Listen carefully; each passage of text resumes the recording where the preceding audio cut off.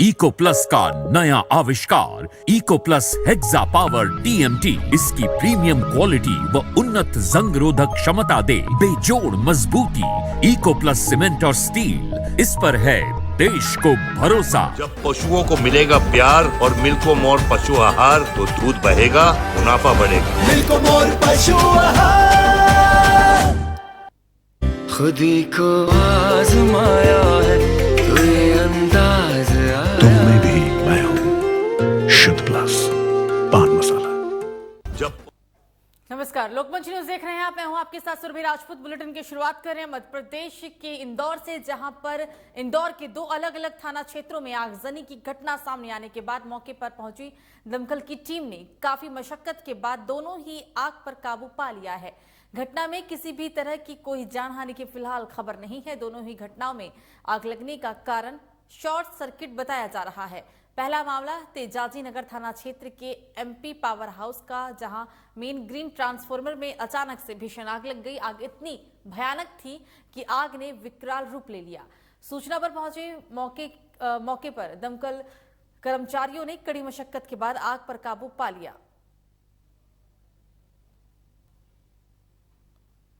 अगली खबर भी इंदौर से ही, जहां इंदौर के एरोडम थाना क्षेत्र में मिली अज्ञात शव के मामले की गुत्थी सुलझाते हुए पुलिस ने मृतक की पहचान दीपक मानिक निवासी गंगानगर के रूप में की है।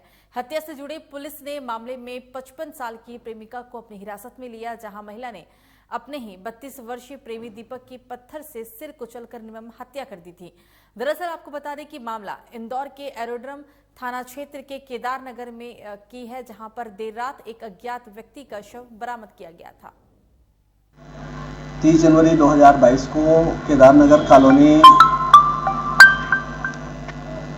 के पास जो बबूल का एक जंगल टाइप का है, वहाँ पर एक 30 से 35 साल के अज्ञात व्यक्ति की डेड बॉडी मिली थी। अगले दिन उसकी शिनाख्त दीपक पिता खांडेराव महानिक उम्र 32 साल निवासी गंगाबाग कॉलोनी बाणगंगा क्षेत्र के रूप में हुई थी। उसके भाई पवन ने मरचुरी डिस्ट्रिक्ट हॉस्पिटल की मरचुरी में पहुंचकर उसकी पहचान की थी। पोस्टमार्टम रिपोर्ट में डॉक्टर साहब द्वारा बताया गया कि जो मृतक है उसके सिर में पीछे किसी भारी वस्तु से प्रहार किया गया, जिससे उसकी अंदर की हड्डियां टूट जाने से उसकी ब्रेन हेमरेज के कारण डेथ हुई थी। तो वहीं इंदौर में प्रदेश कांग्रेस के अध्यक्ष कमलनाथ के निर्देशन पर अब 1 फरवरी से शुरू हुए घर घर चलो कांग्रेस के सदस्यता अभियान और मतदाता सूची निरीक्षण अभियान के प्रभारी प्रदेश कांग्रेस सचिव राकेश सिंह यादव ने गांधी भवन में सभी मोर्चा संगठनों, महिला कांग्रेस, यूथ कांग्रेस के पदाधिकारियों की बैठक आयोजित कर डिजिटल सदस्यता अभियान की जानकारी की। आपको बता दें कि बैठक में प्रदेश कांग्रेस सचिव और अभियान प्रभारी यादव ने बताया है कि कांग्रेस का डिजिटल सदस्यता अभियान 5 चरणों में पूरा किया जाएगा। प्रथम चरण की शुरुआत पहले से ही यहां पर हो गई है। आपको बता दें कि कांग्रेस ने डिजिटल सदस्यता अभियान की शुरुआत करके द्वितीय चरण प्रारंभ किया है।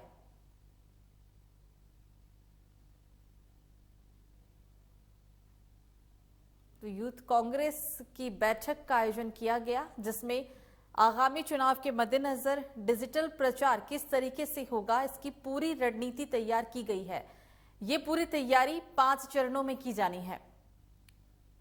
कई लोगों को एक्चुअली वो मीटिंग में शामिल नहीं हुए थे या समझ नहीं पाए। मैक्सिमम लोग तो समझ जाएंगे किस तरीके से करना। हमेशा जो डिजिटल सदस्यता होती थी वो ऐप के माध्यम से होती थी। हमने व्हाट्सएप को इसका उपयोग का आधार बनाया है और एक हेडक्वार्टर बनाया है, जहाँ सारे डिटेल जब जाएंगे तो वहां से वो प्रिंट आउट होके सदस्यता फॉर्म हमें मिल जाएगा। तो ये इसलिए भी यह अभियान देश में अपना तरह का प्रथम अभियान है कि बिना ऐप बनाए हम वो सामान्य तरीके से कांग्रेस की सदस्यता दे रहे हैं। दूसरी बात इसमें सबसे बड़ी खूबी है कि जिन लोगों को हम जानते हैं उनके घर हमें जाने की जरूरत नहीं। उनको हम फोन करके व्हाट्सएप पे सारी डिटेल्स जुड़ा के पेटीएम के माध्यम से पेमेंट जमा करके सदस्य बन सकते हैं। यानी एक ग्रुप में लगभग 250 लोग होते हैं और जो कांग्रेस के कई कार्यकर्ता उनके 2-3 हजार के ग्रुप में अलग। तो खबरों में आगे बढ़ेंगे, बात करेंगे अब उत्तराखंड की, जहां विधानसभा चुनाव की मतदान की तारीख अब नजदीक आती जा रही है। आपको बता दें कि जैसे ही मतदान की तारीख नजर आ रही है, वैसे ही मतदाताओं ने अपना रुख कड़ा कर लिया है। पौड़ी जिले से विस्थापित सैकड़ों परिवार को 27 साल बाद भी भूमि का मालिकाना हक नहीं मिल पाने से विस्थापित परिवार ने आगामी विधानसभा चुनाव में विरोध स्वरूप घरों पर काले झंडे और पोस्टर लगा दिए, जिससे आगामी विधानसभा चुनाव का बहिष्कार करने का भी ऐलान किया गया। साल 1994 में पौड़ी के ग्रामधारा, झिरना और किठोरी के सैकड़ों परिवार को कॉर्बेट रिजर्व द्वारा जंगली जानवरों के आतंक के चलते वन बंदोबस्त के तहत विस्थापित कर काशीपुर के मानपुर, प्रतापपुर और रामनगर के आग पोखरा में बसाया गया था, लेकिन तत्कालीन तहसीलदार द्वारा पैमाइश कर भूमि भी आवंटित कर दी गई। पर 27 साल बीत जाने के बाद भी उन्हें उनका मालिकाना हक अभी तक नहीं मिल पाया। इसमें ये मामला संज्ञान में आ गया है और हमने कंसर्न आरओ और एसडीएम उनको बता दिया है कि जहाँ पे बहिष्कार की बात हो रही है वहाँ जाएं, बातचीत करें और लोगों की जो मुद्दे हैं उसको एज पर रूल बातचीत करके सॉर्ट आउट करें। और मैं ये भी अपील करना चाहूँगा वहाँ के लोगों से कि ये जो मतदान का समय, यही तो सही समय है आपको अपने मत को प्रकट करने का। ये आपका कर्तव्य भी है और आपका अधिकार भी है। जहाँ पे आप जो बात आप कहना चाह रहे हैं उसको दूसरे तरीके से अपने मत के माध्यम से कह सकते हैं। तो बहिष्कार करना एक उपाय नहीं है, ये आपका कर्तव्य है और अपने अधिकार का, मतदान के अधिकार का प्रयोग जरूर करें। तो चुनाव करीब आते ही उत्तराखंड में स्टार प्रचारों का दौरा लगातार बढ़ता ही जा रहा है और इसी के चलते आज दिल्ली सरकार के कैबिनेट मंत्री राजेंद्र पाल गौतम पिरान कलियर विधानसभा के गांव इमली खेड़ा पहुंचे और डोर टू डोर जाकर आम आदमी पार्टी की नीतियों से ग्रामीणों को अवगत कराया और साथ ही पार्टी के प्रत्याशी सादाब आलम ने के लिए वोट भी मांगे। उन्होंने ये भी कहा है कि उत्तराखंड में अगर आम आदमी पार्टी की सरकार बनती है तो जो पिछले 21 सालों से भाजपा और उत्तराखंड सरकार नहीं दे सकी वो सभी सुविधाएं लोगों को दी जाएगी। उन्होंने दिल्ली सरकार का जिक्र करते हुए दिल्ली में जब से केजरीवाल की सरकार बनी है तभी से वहां की आवाम काफी खुश भी है और अगर इस बार उत्तराखंड में आम आदमी पार्टी की सरकार बनती है तो यहां के मुख्यमंत्री कर्नल अजय कोठियाल ही होंगे और दिल्ली से भी अच्छी सरकार उत्तराखंड में देने का काम करेंगे। क्या पूरे उत्तराखंड की बात कर रहे हैं? पूरा उत्तराखंड बनाने के लिए उत्तराखंड के लोगों ने लंबा संघर्ष किया, विशेष रूप से महिलाओं ने बड़ी कुर्बानी दी, लेकिन उन्होंने ये नहीं सोचा था कि जब उत्तराखंड राज्य बन जाएगा तो यहाँ बीजेपी और कांग्रेस बारी बारी से राज करेंगे और कोई भी अपने वायदों को पूरा नहीं करेगा। आम आदमी पार्टी इस बार विकल्प के तौर पर उत्तराखंड में आई है और पहले तो मजबूरी थी, उनके पास विकल्प नहीं था। कांग्रेस से गुस्सा हो गए तो बीजेपी की सरकार बना दी, बीजेपी ने काम नहीं किया, फिर बीजेपी से गुस्सा हो गए तो फिर कांग्रेस की बना दी, उन्होंने भी काम नहीं किया। लेकिन इस बार विकल्प के तौर पर आम आदमी पार्टी उत्तराखंड में है। तो चेहरा है कर्नल अजय कोठियाल जैसा, एक ईमानदार व्यक्ति जिसने अपने सीने में गोली खा रखी है। बीजेपी वालों के पास चेहरा क्या है? कांग्रेस वालों ने कौन से प्रत्याशी को घोषित किया है कि ये सीएम होगा? आप बताइए मुझे। जनता को गुमराह नहीं कर रहे हैं लोग। और बार बार एक बात कहूंगा मैं, ये गुमराही अब नहीं चलेगी। इस बार काम की राजनीति को वोट होगा। इस बार युवा जो वोट करेंगे ना, वो काम की राजनीति को करेंगे। अगर हम लोग घर घर जा रहे हैं, डोर टू डोर जा रहे हैं, तो हम काम की बात कर रहे हैं। हम धर्मों की बात नहीं कर रहे हैं, हम जातिवाद की बात नहीं कर रहे हैं, हम बिरादरीवाद की बात नहीं कर रहे हैं। तो आज जो युवाओं को पसंद है, जो महिलाओं को पसंद है, वो अच्छी राजनीति पसंद है।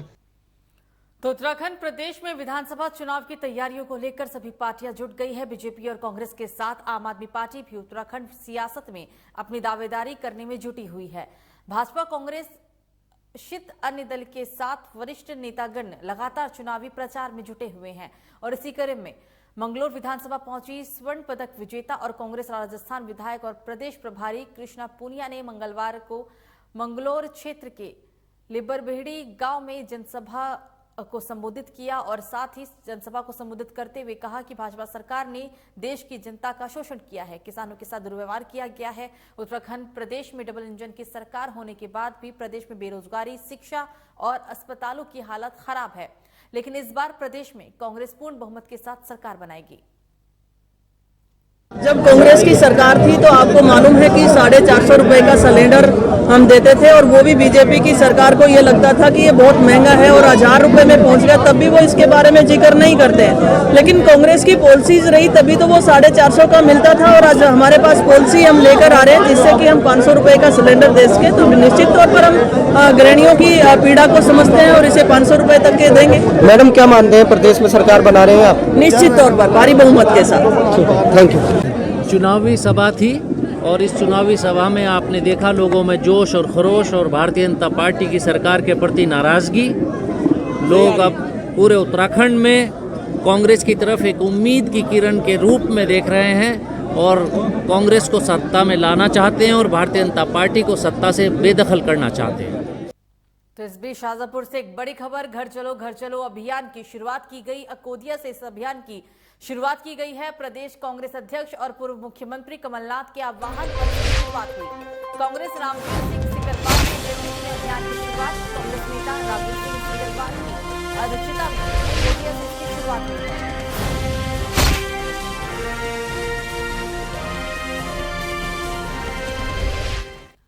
फिलहाल बुलेटिन में मुझे दीजिए इजाजत। नमस्कार।